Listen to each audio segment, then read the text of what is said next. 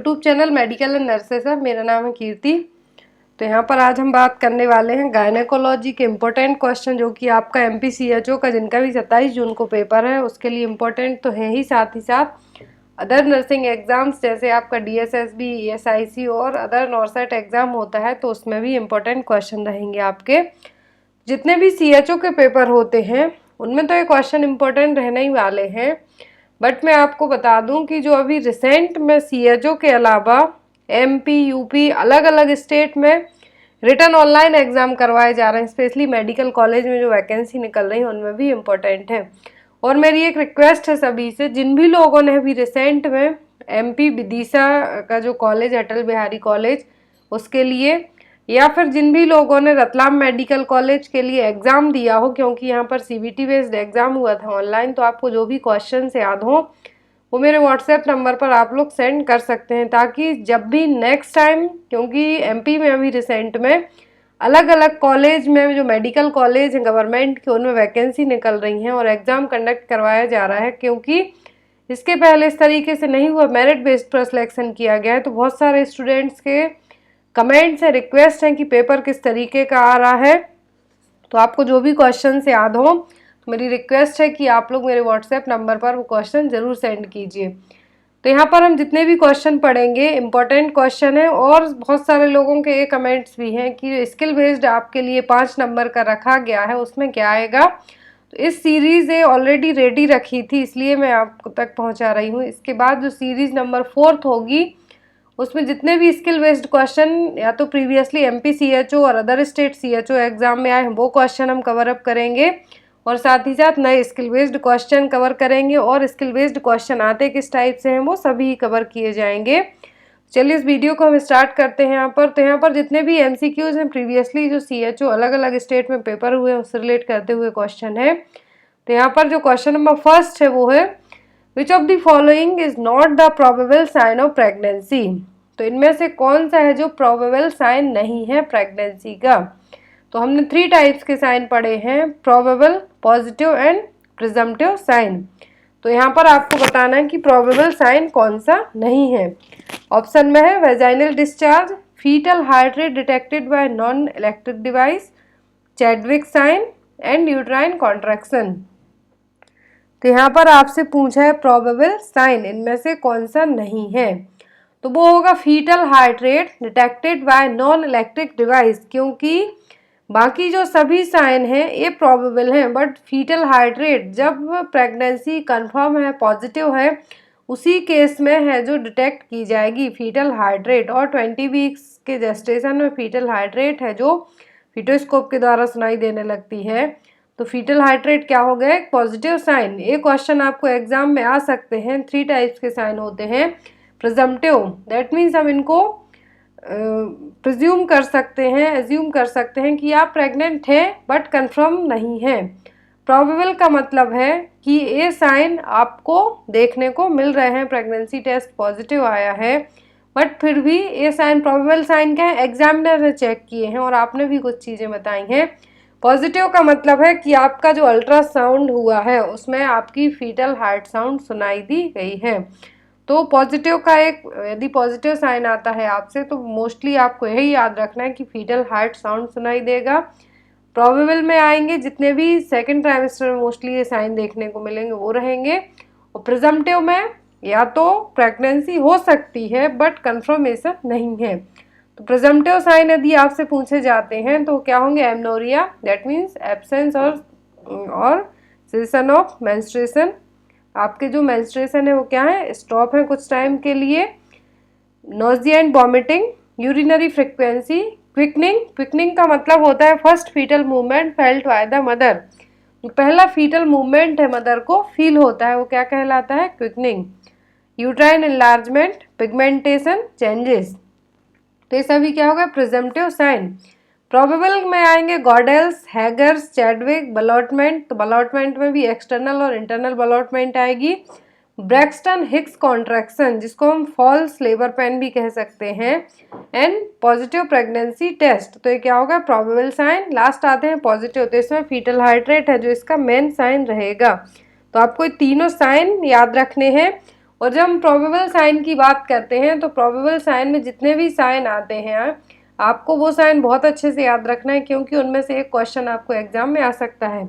और बात यहाँ पर जब क्विकनिंग की जा रही है तो क्विकनिंग मोस्टली एग्जाम में आता है, मोस्ट इंपॉर्टेंट क्वेश्चन है गायनिक का। तो इसका मतलब होता है कि जो फर्स्ट फीटल मूवमेंट मदर को फील हो रहे हैं वो क्या कहलाते हैं, क्विकनिंग। जो सेकेंड टाइम प्रेग्नेंट है वो मल्टीग्रेविडा हैं, ये तो उनके लिए 16 वीक ऑफ प्रेगनेंसी में फील होने लगते हैं। बट जिनकी फर्स्ट प्रेगनेंसी है फिर प्रीमी पैरा हैं उनके लिए 20 वीक ऑफ प्रेगनेंसी में फील होते हैं।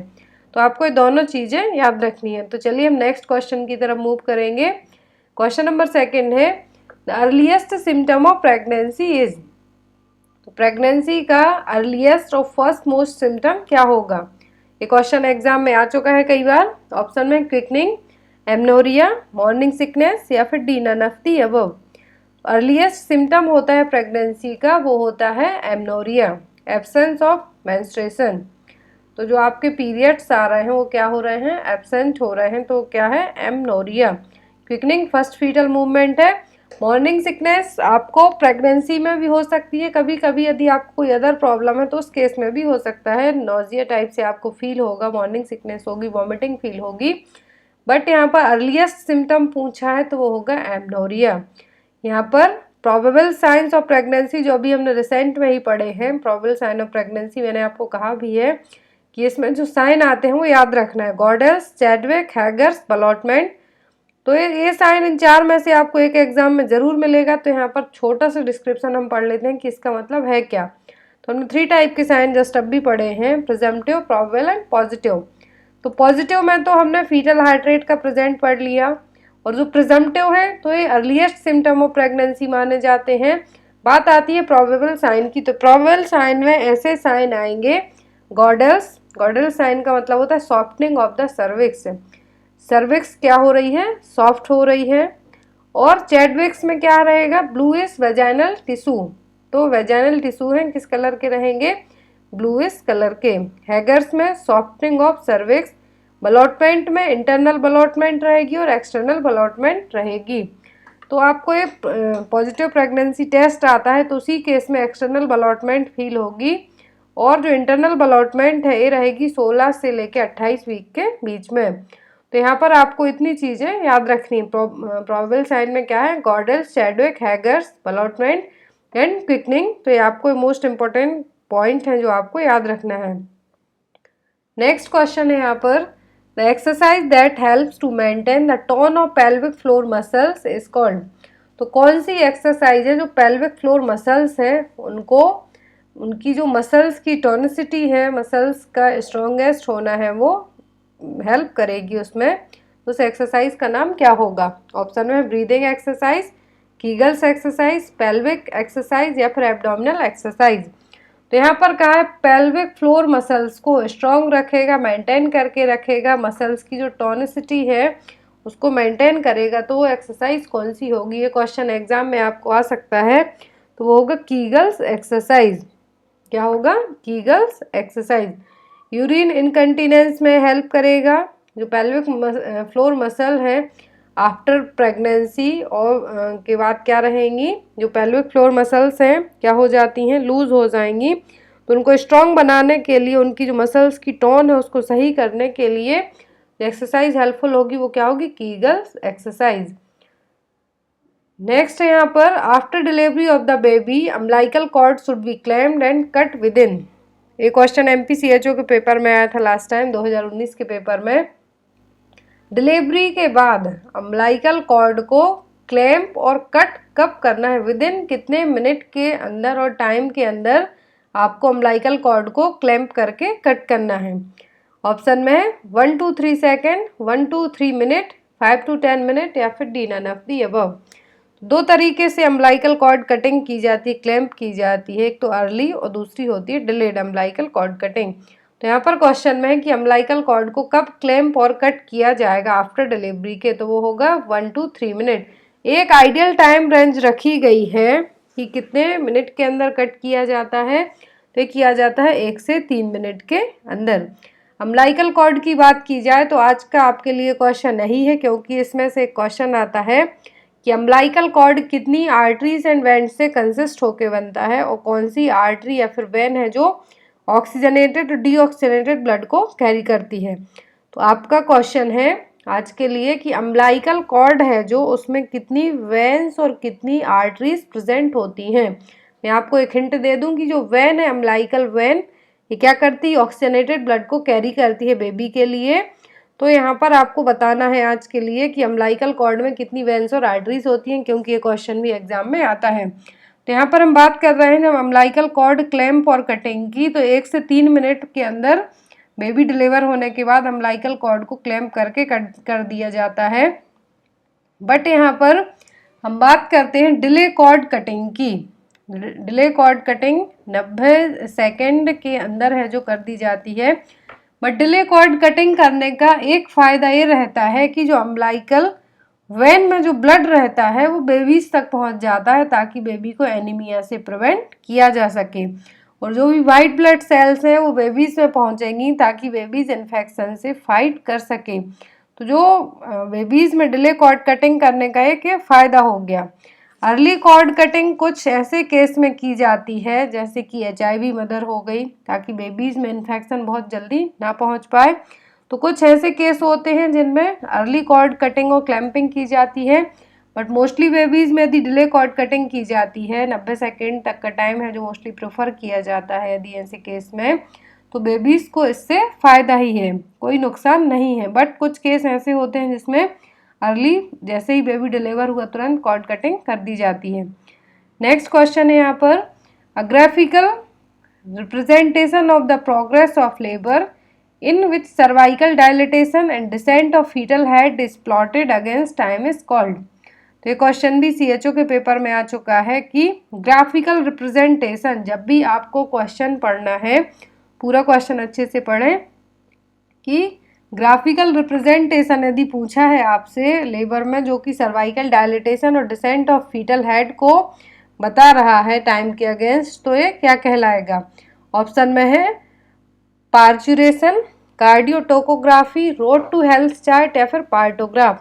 क्वेश्चन आप लोग एक बार फिर से पढ़ लीजिए कि ग्राफिकल रिप्रेजेंटेशन बताया जा रहा है प्रोग्रेस ऑफ लेबर का, तो इसमें क्या है जो इसके लिए टर्म यूज़ किया जाएगा जिसमें सर्वाइकल डायलिटेशन और डिसेंट ऑफ फीटल हेड बताया जा रहा है।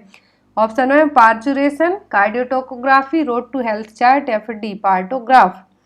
तो पार्चुरेशन का मतलब होता है process of giving the birth, baby को डिलीवर करने की जो प्रोसेस है वो क्या कहलाती है, पार्चुरेशन। कार्डियोटोकोग्राफी भी एक ग्राफिकल रिकॉर्डिंग है जिसमें जो फीटल हार्ट रेट और यूट्राइन कॉन्ट्रैक्शन को चेक किया जाता है। तो यहाँ पर ये क्या होगा, cardiotocography. Road to health chart babies का जो डेवलपमेंट हो रहा है, आपने इम्यूनाइजेशन कार्ड देखा होगा उसमें बना रहता है रोड टू हेल्थ चार्ट, तो वो है जिसमें बेबी का हाइट एंड वेट है जो किस तरीके से बढ़ रहा है वो मेजर किया जाता है। लास्ट आता है पार्टोग्राफ। तो ये क्या है, पार्टोग्राफ, जिसमें प्रोग्रेस ऑफ लेबर है जो चेक की जाती है। सर्वाइकल डायलिटेशन रहेगा, डिसेंट ऑफ फीटल हेड रहेगा। इसके कंपोनेंट रहते हैं यहाँ पर ये दिए गए हैं, 5 कंपोनेंट रहते हैं। ग्राफिकल जो एक पेज होता है उसमें क्या दिखाया जाता है, मदर इन्फॉर्मेशन, मदर की age, name, height, health, weight, सभी चीज़ें दिखाई जाती हैं। फीटल वेलबीइंग, तो इसमें foetal heart rate, character of liquor, कितना लिक्वर है, मोल्डिंग क्या है। सेकंड आता है लेबर की प्रोग्रेस, तो लेबर प्रोग्रेस में रहेगा डायलिटेशन, सर्विक्स कितनी डायलेट है, डिसेंट, यूट्राइन कॉन्ट्रैक्शन। मेडिकेशन, कौन कौन सी मेडिकेशन दी जा रही हैं, तो ऑक्सीटोसिन और पेन रिलीफ जो कि पैथिडीन मोस्टली दी जाती है। और मैटरनल वेलबीइंग, तो इसमें पूरा जो वाइटल है मैटरनल का वो चेक किया जाएगा। यूरिन आउटपुट, यूरिन में क्या प्रोटीन है, क्या एसीटोन प्रेजेंट है, सभी चीज़ें। तो आपको पार्टोग्राफ के कंपोनेंट, पार्टोग्राफ है क्या ये याद रखना है। पार्टोग्राफ के कंपोनेंट मोस्टली एग्जाम में आपको आ सकते हैं, तो ये चीज़ें याद रखना है। पार्चुरेशन का जो यहाँ पर टर्म दिया है पार्चुरेशन, इसका मतलब होता है कि बर्थ जो लेबर से लेके डिलीवरी की जो प्रोसेस होती है वो क्या कहलाती है, पार्चुरेशन। कार्डियोटोकोग्राफी में फीटल हार्ट रेट और यूट्राइन कॉन्ट्रैक्शन को मॉनिटर किया जाता है। ग्राफिक्स एक मशीन है जो यूज़ की जाती है। Road to health chart growth, baby की जो ग्रोथ और डेवलपमेंट है उसके लिए यूज़ किया जाता है। वो पार्टोग्राफ क्या हो गया, ग्राफिकल रिप्रेजेंटेशन हो गया।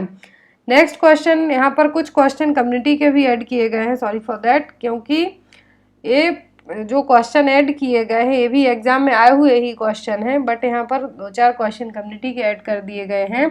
तो क्वेश्चन है usual dose of purified protein derivatives in Mantoux test is. Mantoux test और ट्यूबरकुलिन टेस्ट होता है, उसमें जो पीपीडी इंसाइट की जाती है इंट्राडर्मल रूट के थ्रू, तो जो इंट्राडर्मल रूट के थ्रू पीपीडी इंसाइट की जा रही है प्यूरिफाइड प्रोटीन डेरिवेटिव्स, तो उसमें इस पीपीडी का डोज कितना होता है। ऑप्शन में 5 IU, 50 IU, 100 IU या फिर 500 IU। और आपको एग्जाम में भी आ सकता है कि जो माउंटेक्स और ट्यूबरकुलिन टेस्ट है इसकी रीडिंग जब एक बार जो पीपीडी इंसाइट कर दिया गया तो उसके बाद कितने टाइम के बाद जो सही रीडिंग शो होगी, तो वो होगी 48 से 72 घंटों के बीच में, 48 to 72 आवर में। बट यहाँ पर प्यूरिफाइड प्रोटीन डेरिवेटिव्स का डोज पूछा जाता है तब क्या आएगा, 5 IU। नेक्स्ट क्वेश्चन की तरफ मूव करेंगे। और जो माउंटेक्स और ट्यूबरकुलिन टेस्ट है किसके लिए किया जाता है, ट्यूबरक्लोसिस को, टीबी को डिटेक्ट करने के लिए। नेक्स्ट क्वेश्चन है यहाँ पर under MCH programme iron folic acid tablets to be given daily to mother has. तो maternal and child health programme के तहत आयरन फॉलिक एसिड की जो टैबलेट हैं मदर को डेली कितनी दी जाती हैं। ऑप्शन में 60 mg iron plus 500 mcg folic acid, 100 mg iron plus 500 mcg folic acid, 60 mg iron plus 100 mcg folic acid या फिर 100 mg iron plus 100 mcg folic acid. तो आयरन फॉलिक एसिड की टैबलेट दी जाती है मदर को डेली MCH प्रोग्राम के तहत, वो होती है 100 mg iron and 500 mcg folic acid. तो यहाँ पर कितनी टैबलेट हैं जो दी जाती हैं, तो आपको ये भी याद रखना है और डोज क्या होता है वो भी आप एक बार याद रखें। नेक्स्ट क्वेश्चन है यहाँ पर which of the following lead to greenish discolouration of the amniotic fluid.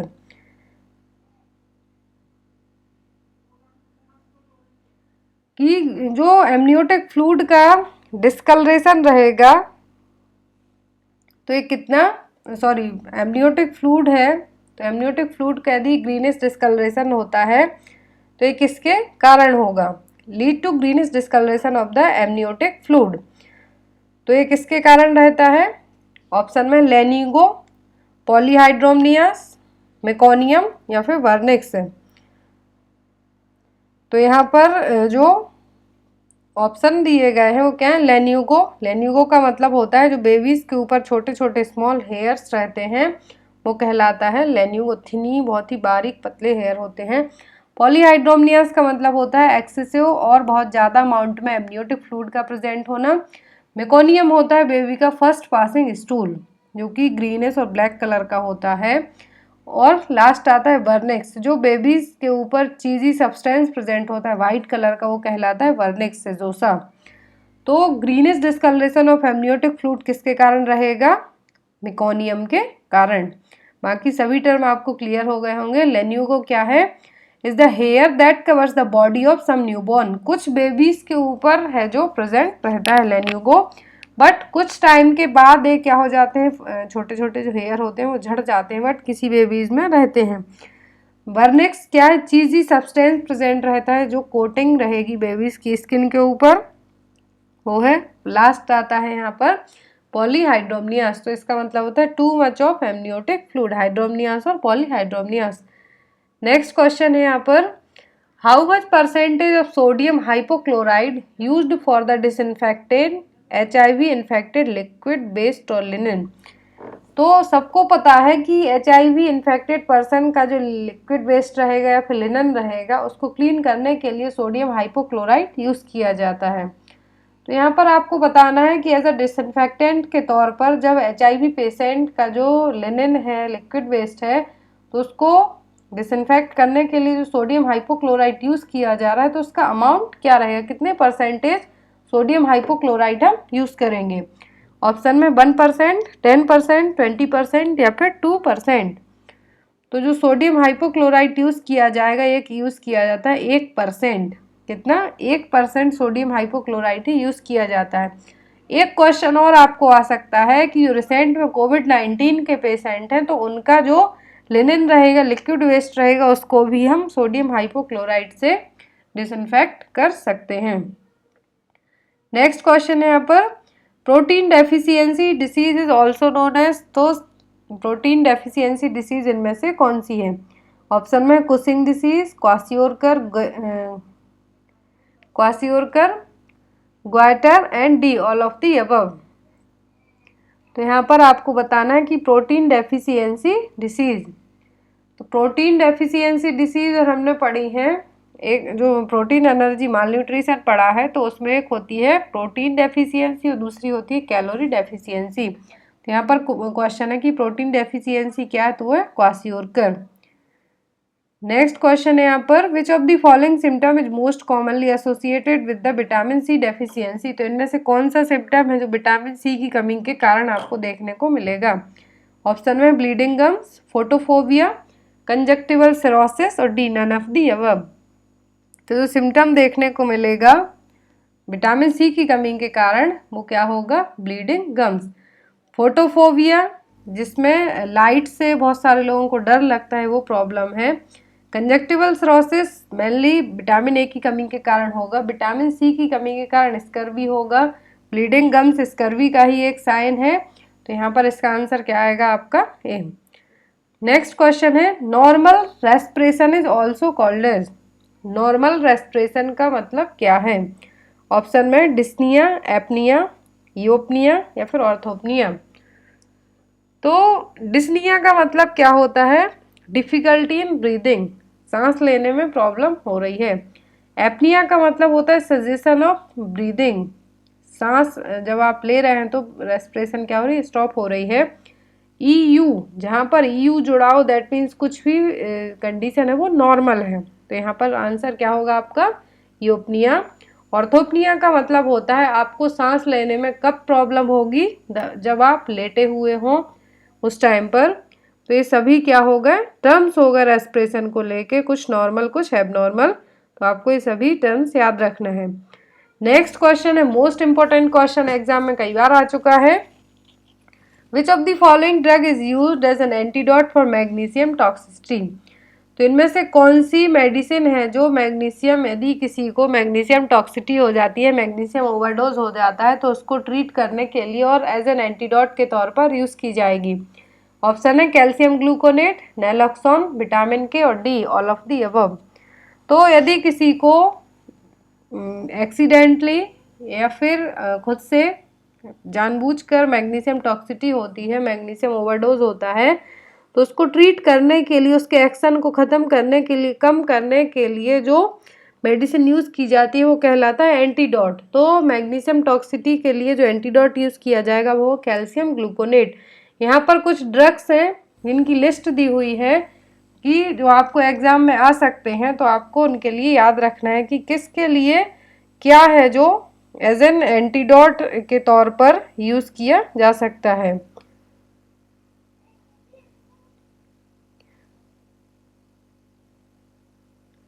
तो यहाँ पर ड्रग सब्सटेंस का मतलब है कि ऐसी मेडिसिन जो ओवरडोज हो जाती है, एंटीडोट का मतलब ऐसी मेडिसिन की जो ड्रग सब्सटेंस या मेडिसिन उसके असर को कम करें या फिर उसको ओवरडोज को ख़त्म करेंगी।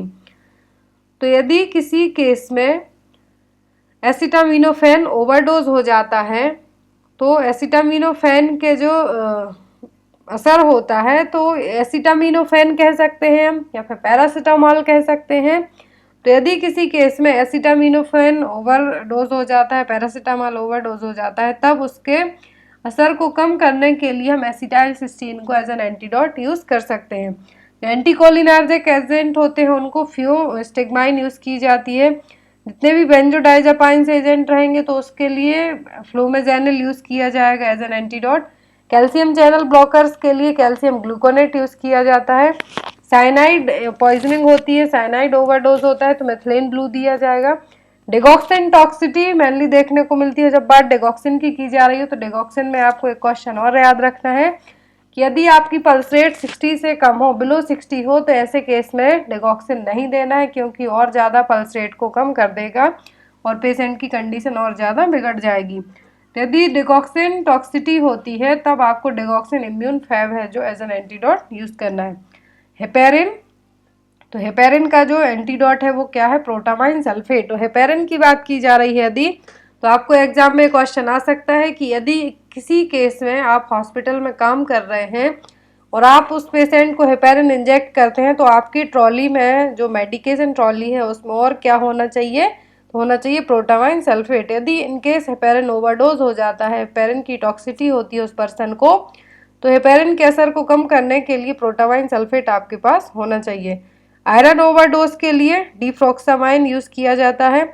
इंसुलिन के लिए ग्लूकागॉन, क्योंकि इसके अपोजिट काम करेगा।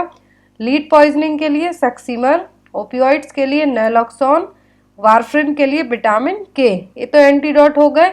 यदि आपसे यूनिवर्सल एंटीडोट पूछा जाता है तब आप क्या बताएंगे?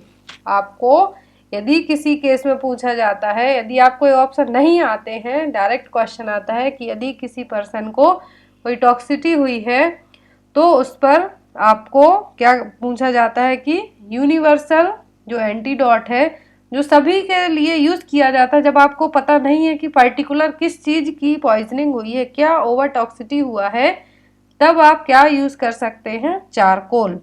यूनिवर्सल एंटीडोट क्या कहलाता है, चारकोल। तो आपको ये चारकोल याद रखना है।